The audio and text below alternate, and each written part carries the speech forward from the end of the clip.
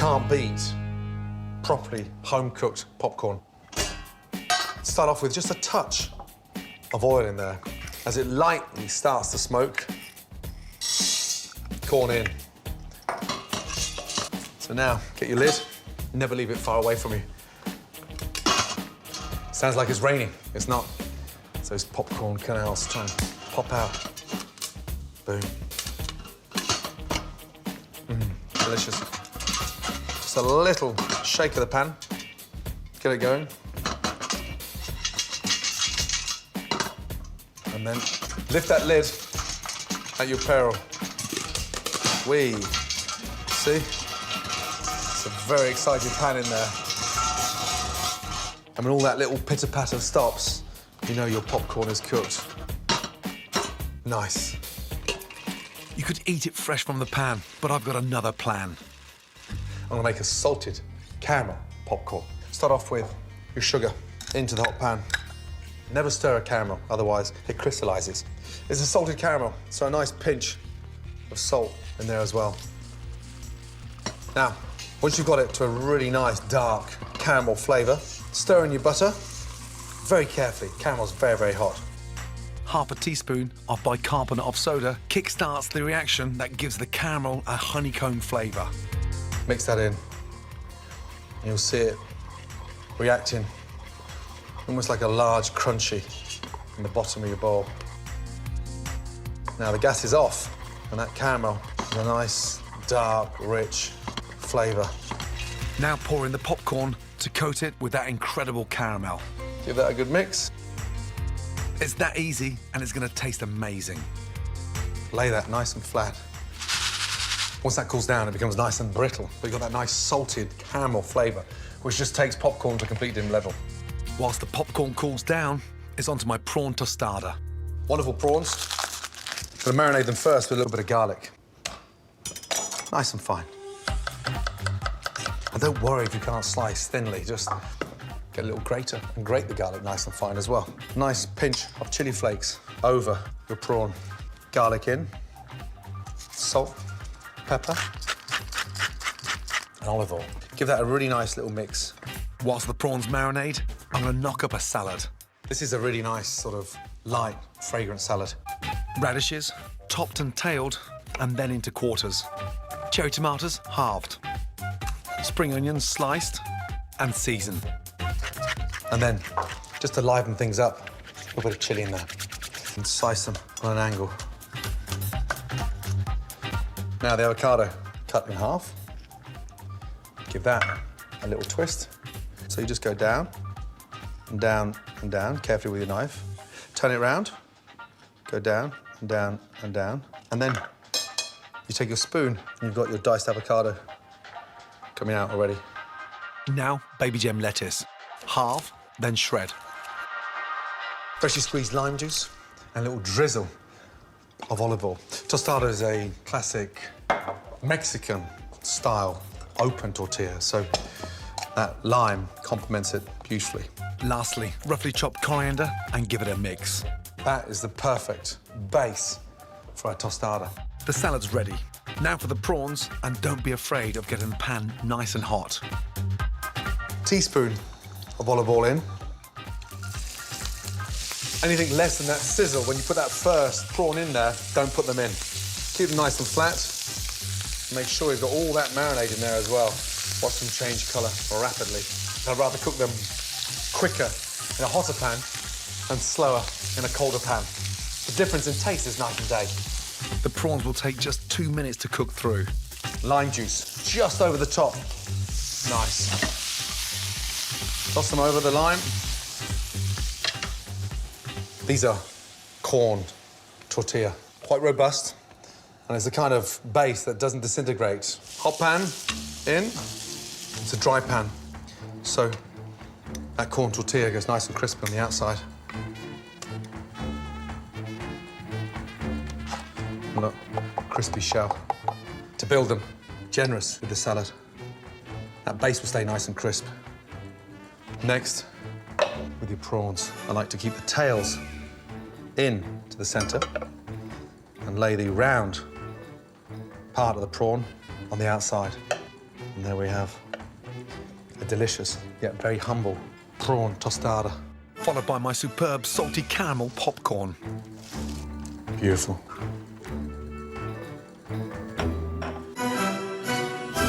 Prawn tostadas and salty caramel popcorn. Vibrant, irresistible smelling dishes you'll want to dive into.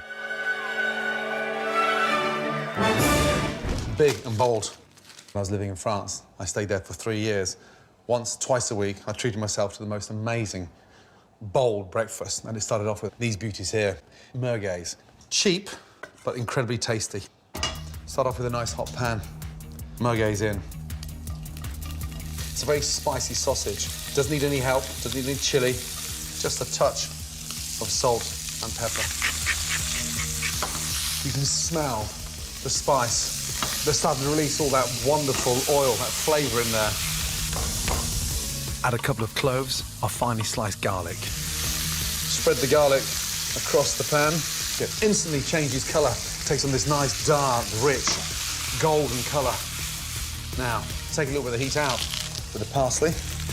The stalks of soft herbs like parsley and coriander can be used to impart flavour during cooking, but the leaves should always be added just before serving to give maximum colour and fragrance. And then finish that off with my capers. Amazing. Beautiful. Now, take your croissant. They're literally 24 hours old, so they're crispy on the outside. And just slice off the lid. This recipe is a great way to use up any leftover croissants from the day before. I used to cringe when I saw the French cooks throw away croissants. I used to cry thinking, oh my God. Have you any idea what you're throwing away in terms of flavour? Whatever you do, do not wipe out that pan. Dunk your croissants, mopping up all that amazing flavour and caramelising the inside for that. Beautiful. And don't forget the lids. And then get your thumbs and go inside the croissant. All I want to do now is just create a little pocket and just manipulate the croissant. Now, this is where it gets exciting. Mix up the capers, the garlic, and the sausages. Look at the colour of that wonderful, delicious flavoured oil. Now, some cheese, but not just any cheese. Fontina cheese is like the #1 cheese for grilling. And because it's a very rich cheese, you shave it thinner than you would a white truffle, but it gives a really nice saltiness and a light smoky flavour. A touch of pepper, a bit of salt. Place these big boys on the tray, literally 30 seconds. On the grill. Here we go. Nice. Crisp, packed full of flavour. Now top them. And that, for me, it's almost like being back in Paris. Except this time, I don't have to share them with the French. My ultimate big and bold breakfast. Merguez and Fontina stuffed croissants, a great way to start the day. Jack! Hi. Mate, you gonna help with some pickling, please? Oh, definitely. Now, you love pickles, right? Love pickles. Favourite pickle, what is it? I like pickled onions. We're gonna do pickled celery. It's a nice little snack, and great for ploughmans, great for salads. First thing, I want you to pick the celery for me. So you see where the next one's gonna be, it's in there. Yeah. Okay, off you go, bud. Well, I'm hungry today. Is this all we're having for dinner? Jack, come on. I wouldn't do that to you, you know that. There's more coming. Now, because we're pickling it, we want to sort of make it look a little bit more attractive. So we go around like that, okay, on an angle. So when you pickle the food, does it preserve it? That's exactly what it does. But also it gives it a really nice, salty, soury flavour. Yeah. Okay, now, splash of water and in with the sugar. Nice. Okay? So you've got to bring that up to the bowl and sort of create almost like a little syrup. Yeah. Okay? Little teaspoon of peppercorns in. Mustard seeds in. Quite generous on the mustard seeds. That gives it a bit of sort of spice. Now those you must know. Cloves. Excellent. Cloves in. Now, touch of salt in there. Okay? So from there, white wine vinegar. Now, in order for all that to actually pickle, you need to boil it. So by boiling it, okay, it brings all the ingredients together. Yeah. Infuses all the spices and helps cook the celery. Have a little taste? Nice. Nice. See, I put some hairs on your chest. Yes, it will. Quick look. Boom, it's working already. Now, see? Nice. Not the white wine vinegar. Right, celery's ready. Yeah. Okay, that's up to the boil now. Yeah. Turn that off. Now, from there, start placing the celery into that jar. So when you pickle other foods, can you use that same recipe? Exactly that. 100%. Once it's pickled, it doesn't really go off. Okay? Now, put them in there. So can we eat this straight away when it's in here? Do you know what? As soon as it's cooled down, you can definitely eat that straight away. Can't wait to dig into it at dinner. Aren't they delicious? Yes. We'll leave that to cool down. Our pickles are ready and cooling. Now to marinate the chicken. When you fry chicken, traditionally, it's always going to be done with the dark meat, the brown meat. Yeah. So you've got that nice sort of drum here, and this bit, that thigh. Cooking it on the bone as well, keeps it even more moist. So, first things first, salt and pepper, please. From there, Famous buttermilk. buttermilk in. It's brilliant for marinating the chicken. If you can put this buttermilk over your chicken the night before, the more it tenderises the chicken and starts to sort of really relax the chicken and puts a really nice sort of creamy, soury flavour in there. Yes. So, mate, stick that in the fridge for us, please. And we'll start the dulce de leche biscuits. Nice. The Argentinians call these shortbreads alfajore, and they're the favourite sweet treat on the streets of Buenos Aires. They're light, crumbly shortbread biscuits sandwiched with gloriously golden caramelly dulce de leche sauce. For the shortbread, beat together softened butter, granulated sugar, and beat until light and fluffy.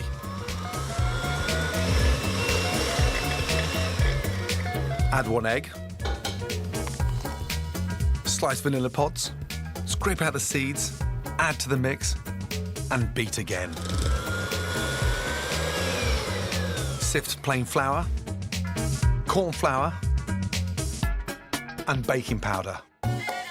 Then fold the mixture together.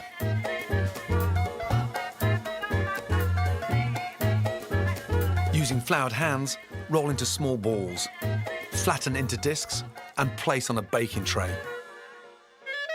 Chill for 10 minutes until firm to touch. Then simply bake for 10 to 12 minutes or until pale golden. Once cooled, sandwich 2 biscuits together with a caramelly dulce de leche sauce. Finish with a dusting of icing sugar. Delicious. My dessert and pickles are ready. The buttermilk should have worked its magic on the chicken. All that's left is to fry it. Now, we're going to roll the chicken out of the buttermilk into the flour. So that's why it gets nice and crispy and blistery on the outside. OK? Cool. So, what we've got to make sure, because the flour is the last coat, Yeah. this is nicely seasoned. Yeah, definitely. OK? So salt and pepper in there. Nice. And this is smoked paprika. Smoked paprika. So that gives that little bit of sort of... Redness. yeah, Spice. a little bit, spice, that's right, a little bit of heat. And this is one of my favourites. What's that? Cayenne pepper. That's right, again, slightly spicy, but the heat works brilliantly well. Garlic powder, traditionally are used a lot in the States, onion powder, garlic powder. Just run your fingers through that, please. Cool. I'm gonna get the pan on. Now, 2 centimetres of oil. This is a really good mix for fish as well. Goujons, whiting, a nice spicy texture helps fish. So first thing is we just shake off some of the buttermilk, lay that down. Yeah. Okay, really important to get them covered completely, okay, in the flour. Yeah. Okay, so, God, I love fried chicken. do you? Now, you lift that up there, the first one, and you place it in there, away from you. Off you Yeah. go, nice and gently. Good, and lay away, good. If at any stage you think the oil is getting too hot, Yeah. just add a touch of cold oil in there, Yeah. or turn off the gas. Good. Gently fry the chicken for 25 to 30 minutes or until cooked through. Now, very carefully, turn them over, please, yeah? Cool. have this every day? Jack, fried chicken every day? No, definitely not. It's a treat and it's shallow fried, so once every 3 weeks? Yeah, sounds great to me. Yeah? Now, off with the gas, OK? Yeah. Paper ready? OK, onto the paper. Serve them. Oh, nice. I love fried chicken, I'm telling you. Pretty sure I love it more than And you. look, here's the best bit. Delicious. Now, fried chicken, pickles. If you pick up dulce de leche cakes, we are ready, bud. Very nice. Let's go, bud. Delicious. Oh, come on, Mummy. Wow. Tilly, feed me, Mum. Divine dolce de leche biscuits, my pickled celery, and buttermilk fried chicken. A soulful street food feast if there ever was one.